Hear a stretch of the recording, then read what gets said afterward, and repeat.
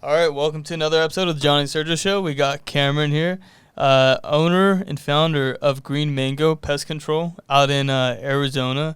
These guys are doing crazy numbers. They're on track to do $25 million this year. So, yeah, this guy's got an operation. He not only has that, but a couple of other companies too, one being coconut cleaning. So definitely going to want to talk about all that stuff and just like his journey and how he got to where he's at today. So, welcome to the show, man. Hey, thanks for having me on. I'm excited to be here.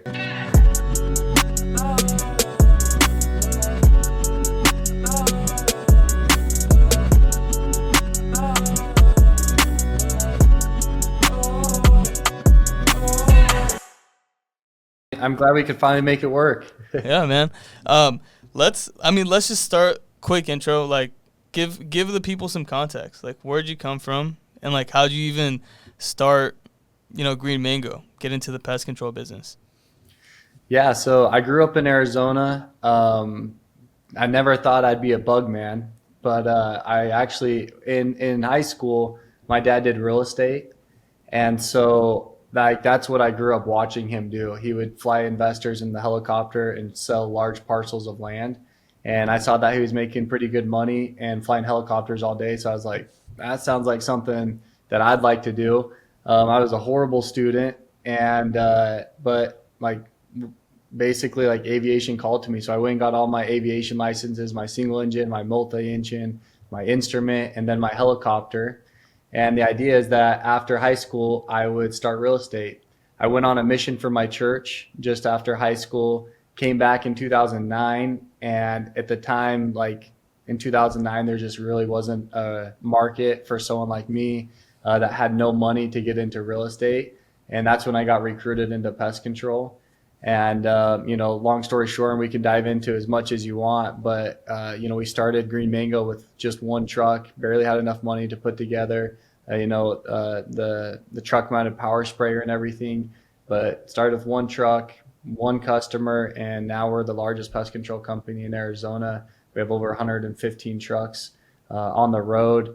And I've started 6 other service companies since then, sold some of them off, and just it's been a crazy ride, man. 3 years ago, let's see, was it 3 years? No, it's been like 4 years now.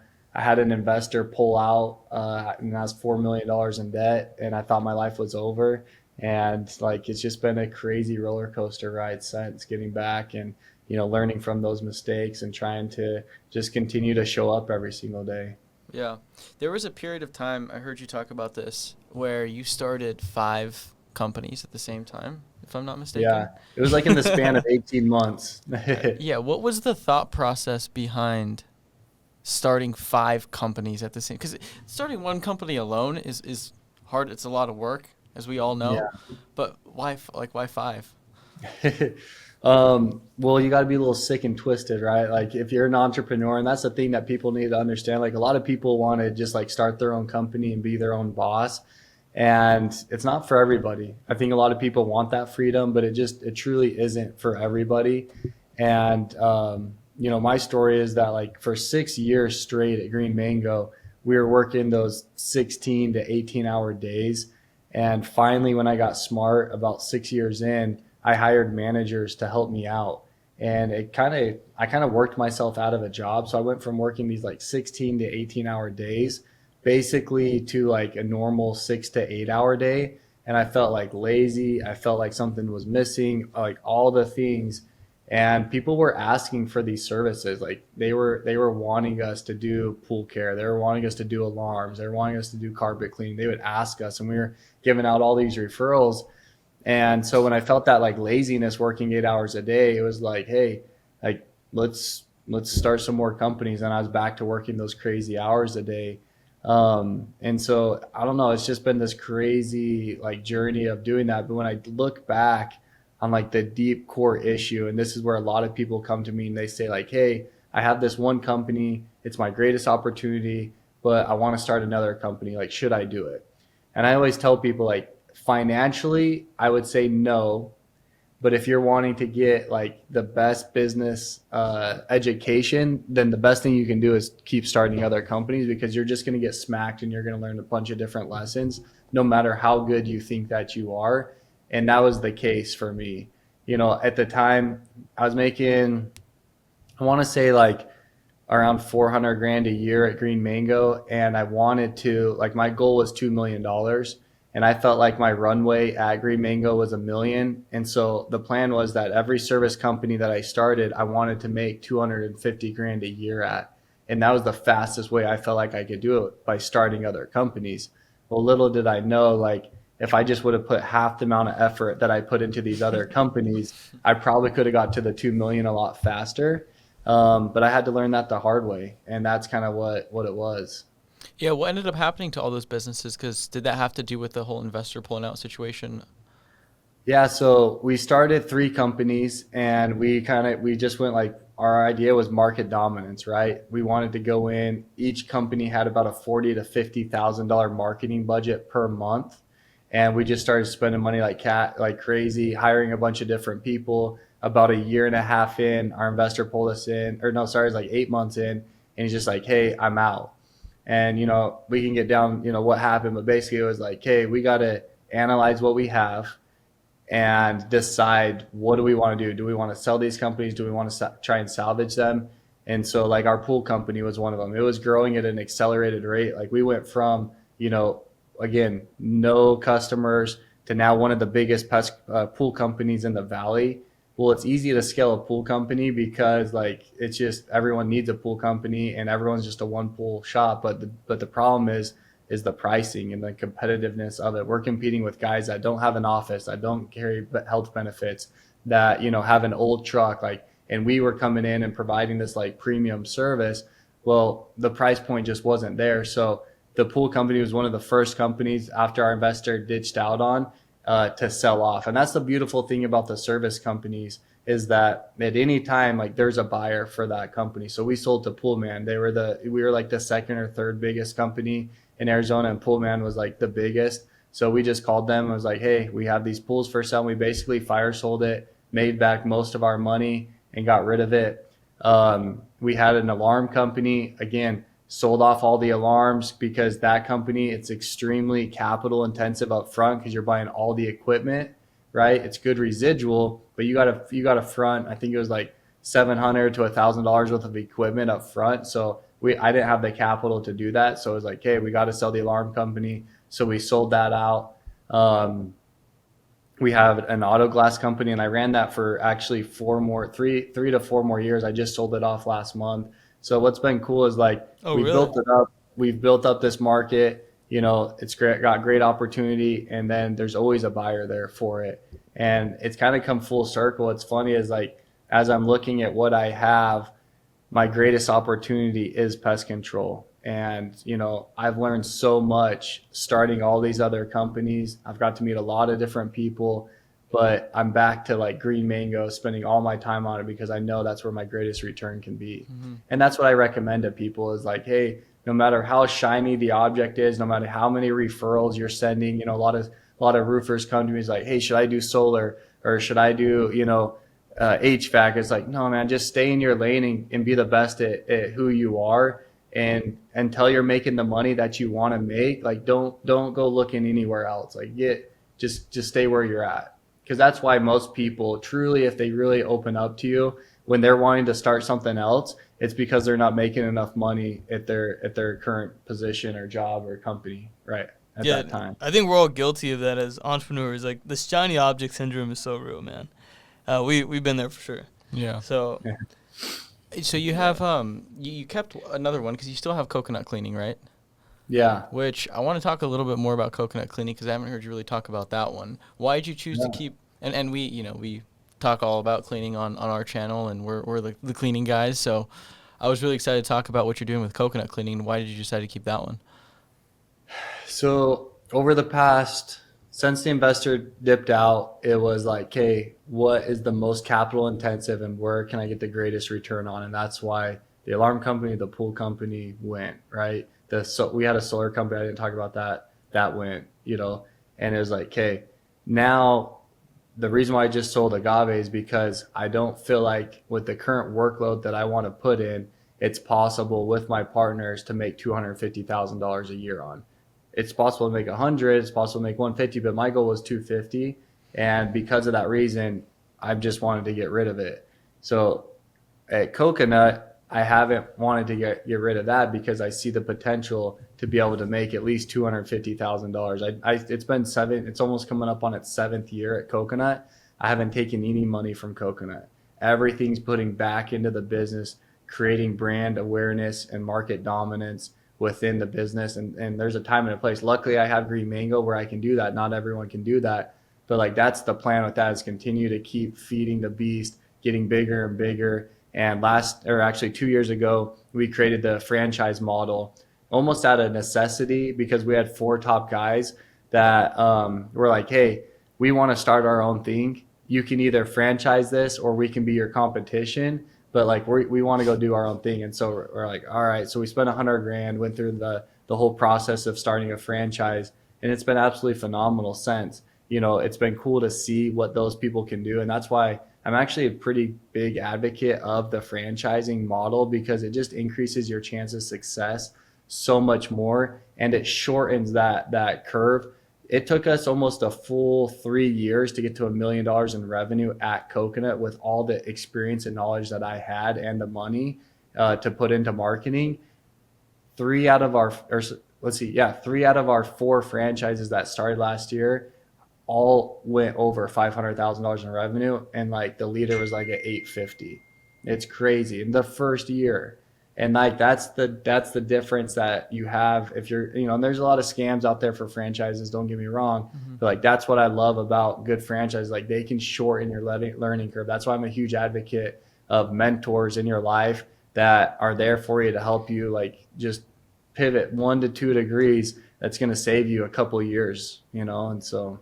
Okay, let me just interrupt real quick to tell you about Home Service Academy. It's the company Sergio and I run. Home Service Academy is essentially a business in the box where our team will actually roll up our sleeves and help you build a house cleaning business and run it completely remotely from anywhere in the world, from dirt to however big you actually want to take it. To date, we've helped over 1,500 people start and grow their existing house cleaning businesses all across the US and Canada. It's something we've gotten very, very good at.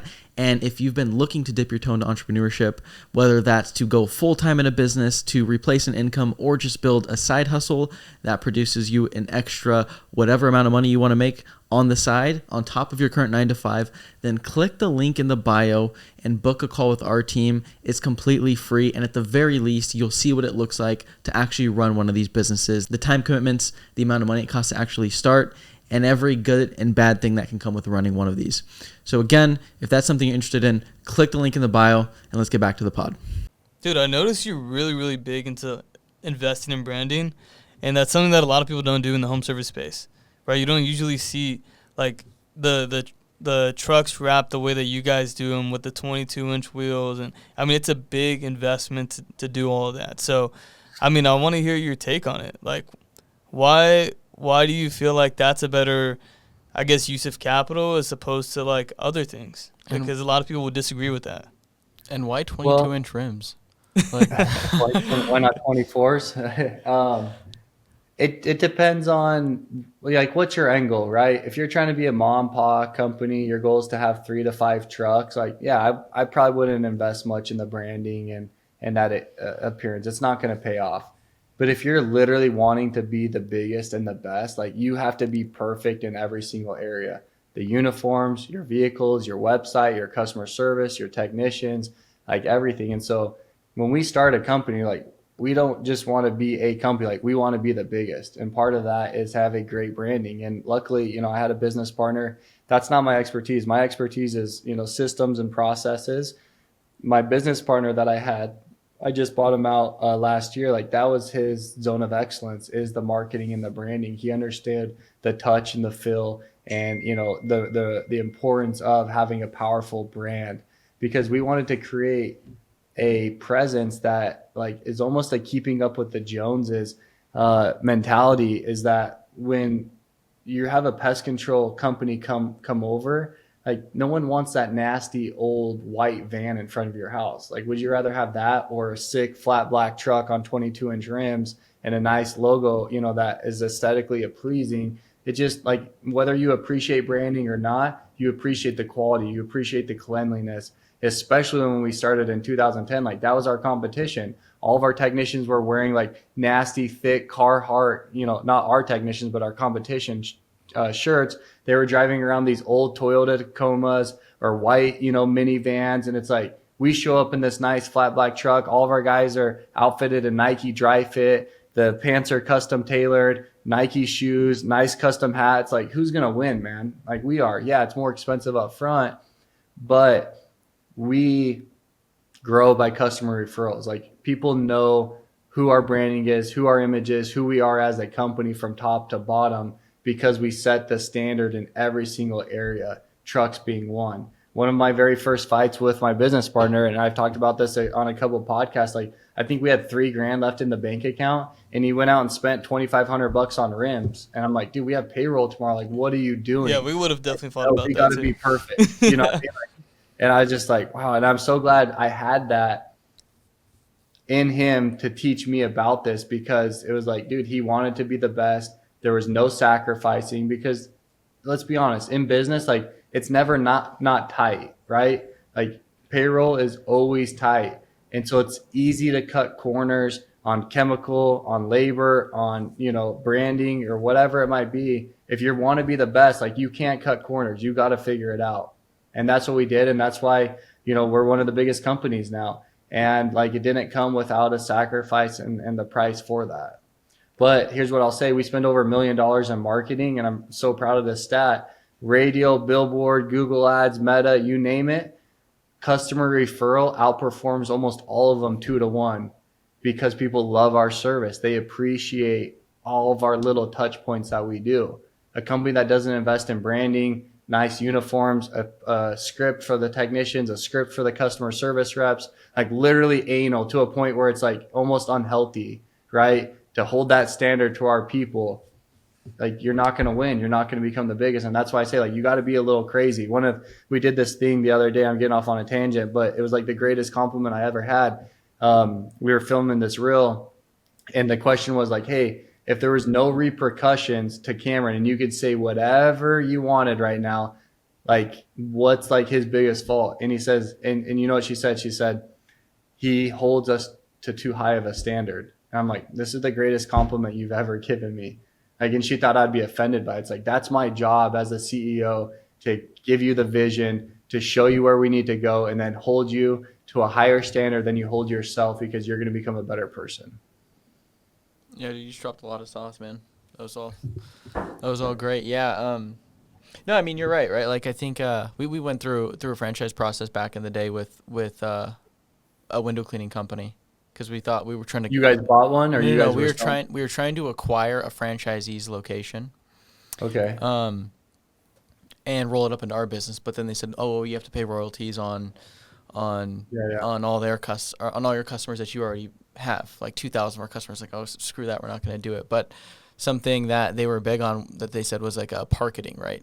So what you said about like who's going to win, like the dude in the crusty white van or my nice wrap truck with 22-inch rims outside. Like you're a moving billboard when you invest in stuff like that. So that's awesome, man. I want to talk about how you go about recruiting, because that's most home service businesses. All the owners complain, I can't hire. But we're really, the home service space is a recruiting business. So what do you have to say about how you go and recruit technicians and get up to a scale of $25 million a year with 100+ trucks? That's a lot of people that are driving those trucks, and a lot of technicians you're hiring. So could you walk us through like what your hiring funnel looks like? Yeah, I mean, I wish it was more crazy than it is. Like once you get to a certain size, and I've been asked this question a few times. I want to say like once you get to around 20 technicians or so, like you can really work the referral program. So you got to have a strong referral program for your people to refer people. So let's say we're giving away $1,000. We'll give them 500 when they're hired, and another $500 like 3 to 6 months later, because we've made that mistake of just giving money up front. And that's never going to work. So you got to split it up, whatever you do. And then the other thing is like, we just like Indeed's been a game changer for us. It really has. And so we put postings on there, our Glassdoor, make sure you have good reviews on there. And, those are the two things. And sometimes when we've like been in real trouble, like trying to hire technicians, we'll throw it on our advertisements. And that's the power of having a good following and, a bunch of different marketing channels is like, there's no, like, that's a good way to grow too. Like, hey, we're hiring right now. We're growing so quickly. Everyone's loving Green Mango. We have these huge promotions. So, apply it, blah, blah, blah, blah, blah, and we'll get you taken care of. So we use our marketing money for it. We use our technicians, and then we use Indeed, those three things. And then a lot of the work is put on like keeping the technicians. And sometimes, there are guys that aren't coachable and we want to get rid of them. But most of the time, like a lot of the effort that I feel like people are missing out on is, they're so worried about, bringing people in, but they can't shut the back door at the same time. What are you guys doing to like keep technician retention up? There's a lot, man. I mean, a lot of it is culture. And I can tell you guys have a good culture. But I mean, what goes into that? Well, our culture hasn't always been great, I'll be honest. And it was a rude wake-up call for me. I always tried to recruit people because we'd pay more. I'd make up for our horrible culture with paying more, right? And I tried to recruit someone. I talk about the story as I was at the Diamondbacks game in the line of Dutch brothers, and there's this girl that I wanted to recruit because I could just tell she was different, right? So my sales pitch was all about how much more money she could make. And at the end of the pitch, she basically turned me down and she said, hey, look, I don't care about the money. Like, I'm here because the culture is absolutely phenomenal. And selfishly, I was like a light bulb went off in my head. And I thought, so you're telling me like, as long as I have a good culture, I don't have to pay more money and I can save money, like potentially. And so like I immediately switched. I went and got all the massage chairs in the back. I, created a little like half court basketball room. I got Xboxes, PlayStation, soda machines. And I went to work on creating a better culture. And part of having a better culture is having great managers that are incentivized to keep your people. They have an allotment to go out with their teams. I'm big on, only managing 7 people at a time. So every manager has an allotment per employee every single month where they can go to Topgolf, or they can go to have a barbecue, or they can go to go-kart racing, or whatever it might be that team likes to do. But they have that budget because we're trying to create a friendship and a bond or brotherhood within that department, so that when people quit, it's like they're not quitting on the company, they're quitting on their best friend now that has this great relationship with them. And that's what it's all about. And then of course, like making sure that people understand their pay scales. I mean, I could go on about that, like being simplistic in your pay scale. Like it should be so simple that they should be able to explain it to their spouse and their spouse can understand it. You'd be surprised how many times people's pay scale is like, well, if I hit this number and this number, but don't do this and don't do that, then I get this. And it's just like, okay, whatever. You want your spouse to be able to encourage you, to know where you're at, and be like, hey babe, did you hit those 5 sales today? Because I know at 6 sell you make it, another $30 or whatever it might be. Like that's what you're going for. And then the training. I feel like a lot of entrepreneurs, because we're all busy and the last thing we want to do is invest into someone that's like a full-time trainer, is that like we just don't have enough training. And this is where I've been inspired by like one of my mentors, Tommy Mello, the owner of A1 Garage Doors, is you would be amazed at how much money this guy spends on training. I mean, he bought an apartment complex. He flies people in. They spend like a couple of weeks. Like it's crazy what he does, right? Like hundreds of thousands, if not millions of dollars in training. Well, guess what? His job average is higher than anyone else. The retention is better than anyone. The culture is absolutely phenomenal. And everyone's looking around like, I wonder what Tommy's doing. It's like, dude, he spends time on his training. Like his training process is absolutely phenomenal. And so if you fail, it's literally because you don't care. It's not because you didn't have enough training. And like that could help with retention a ton. Right now we're going through our full onboarding process. I told, my assistant and my marketing team, I said, look, I want to revamp our full marketing process. The first 3 days, go listen what we do right now, write it all down. I want to review it. We want to go through it and change the experience because it's good, but it's not great. So what videos can we do? Well, some people are confused about the size of the office and they don't know where this is or that is. They don't know who the manager is over this department. So now we got like 20 videos that people can watch and they're high end, explaining everything perfectly. Again, I'm a huge believer that people do what they believe in. So explaining the why behind everything is so important and critical in your business. That's one of the reasons why I started a podcast. So once a week, we're doing a podcast with my business partner that is mainly for our employees. Obviously, we want other people to learn from it, because I want to be real. I want to talk about my struggles, my pains, all, everything that's going on. But I want to share the vision of where I'm wanting to take the company, and most importantly, the why of why I'm making a policy change or implementing whatever I'm going to implement. And then the employees can hear it straight from my mouth, as opposed to like 3 or 4 managers down, and who knows what they're hearing at that point. You know what I mean? So communication, culture, like training, those are ways to keep people, here for a long time. Quarterly reviews with people, personal, professional, and financial goals, right? Like, be invested on what your people want to achieve. What are their goals? Can they achieve them here? Nobody breaks down a goal. It's like, hey, how much money do you want to make a day or a month? I don't know. How much money do you want? Like, it needs to be broken down to literally a day and an hour of how many upsells you need to do or whatever it might be. Like, no one breaks down the math backwards, and it's crazy. So it's your job as the CEO, as the owner, to help them learn how to do that so that they can achieve their goals. One of the things that was kind of frustrating for me, because we had a meeting with our franchisees last week, is like, they're all complaining. They're at that, like complaining. They're like, hey, we're at like a 12 to 16% profit margin after royalty fees, because we charge 10% royalty fees at Coconut. And I'm like, so you're telling me if you didn't pay the franchise fee, you're at 25%, 26%, 22%? I said, do you know most companies are fighting for 20%? Like, it's crazy. Like, so not like don't complain, but like, dude, like you're winning. Like, know your numbers. And that's the biggest thing, is like, know what's going on around you and what's achievable for you as that person in that spot. Yeah, dude, I can definitely see how. You're like, what the heck? Yeah, I can see how, as you scale, the complexity of the culture really starts to like kick in. I mean, the most employees we've ever had was like 20, 26. And even at that, like, I could see how it changes a lot from a team of 5 to 10 where they're talking to you all the time. So like, you're bleeding into them, but once you put a middle manager in place, like, things can really start flying off the rails. That's something we struggled with a lot when we first hired middle management, was like everybody on, like, for example, we put a sales manager in place. We had about a 13-person sales team, and like all the sales guys all of a sudden didn't know what the hell was going on. And I'm like, dude, did you tell them like what like the messaging and like why we're doing what we're doing?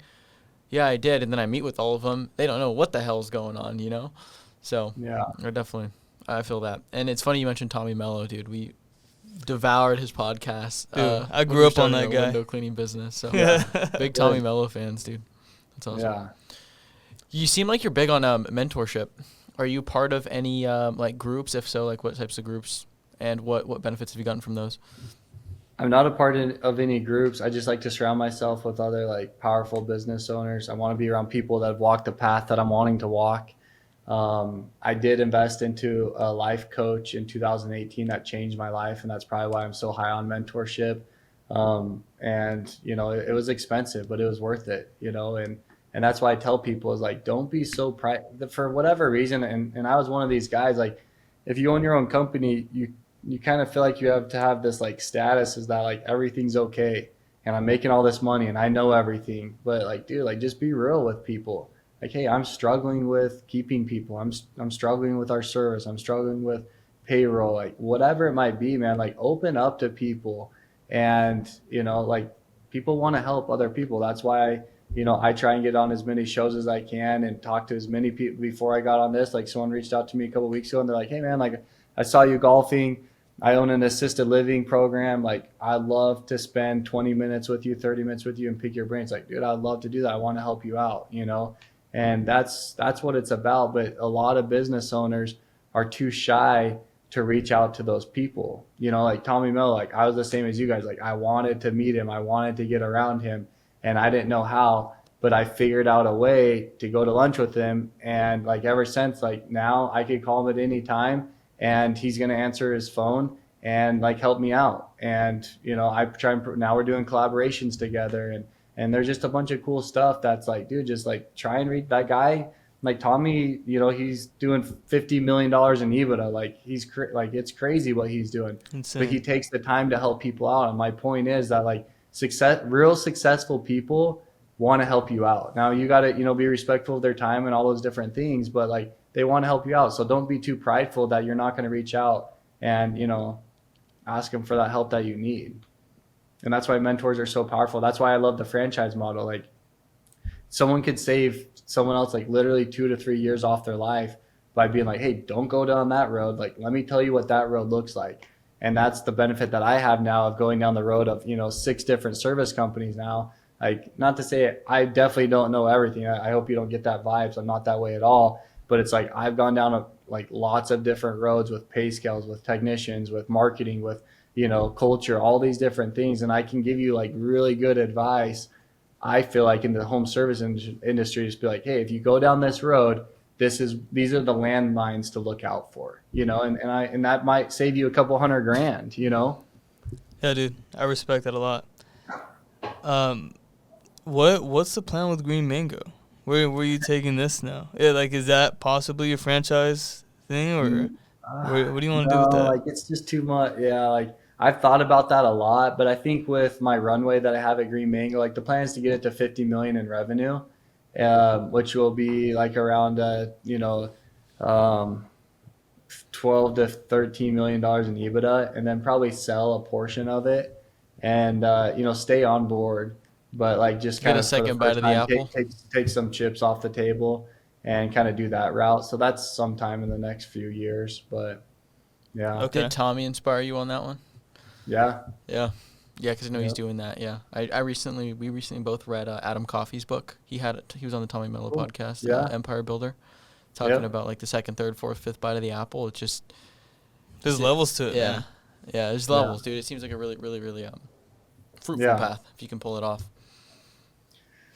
Okay. That's what we're going for, man. Awesome. I had one more question.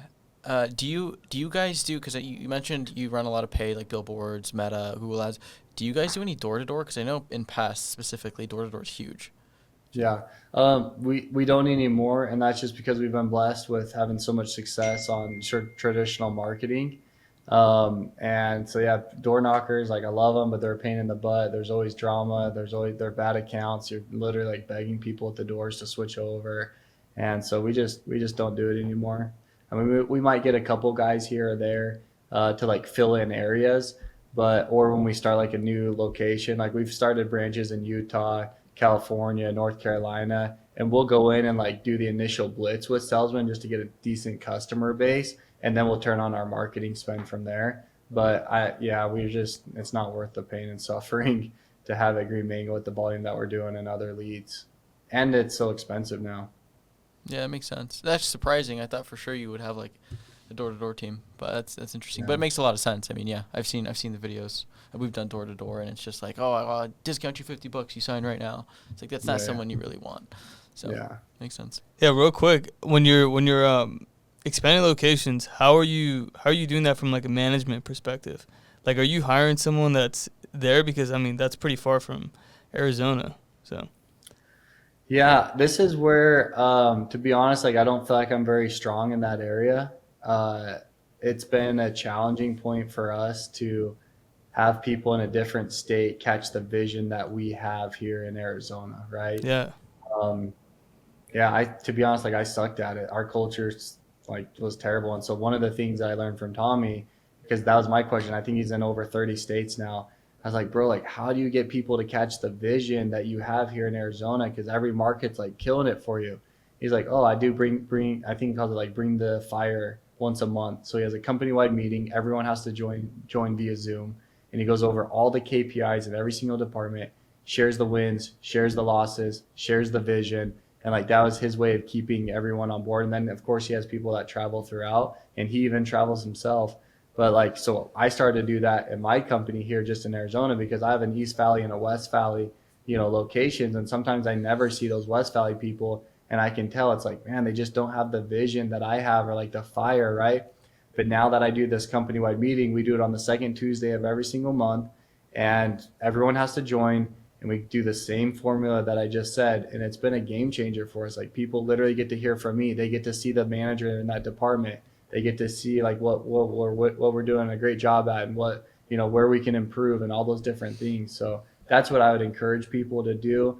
But, if possible, again, goes back to training, bringing people, back to home base for the fire, for the vision. And then, the one thing that I did do great at when I opened up other branches is I always would move a service manager that I had for multiple years and give him some equity in that branch for, going there and carrying out at least the service side of things to make sure it was perfect.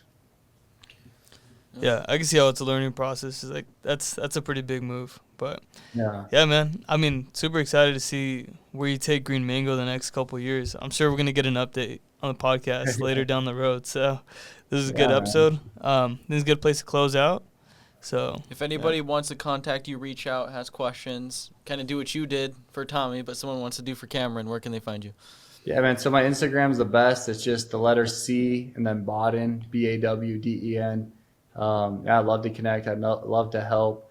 And yeah, I mean, home services, man, it's crazy. So it's a great space to be in, man. Dude, you dropped a ton of sauce. No, this was a great episode. Seriously, thank you so much for your time. Thanks for coming on, man. I got a lot of takeaways even for Home Service Academy that I'll probably start implementing. So, which isn't even in home service. It's an info business. So.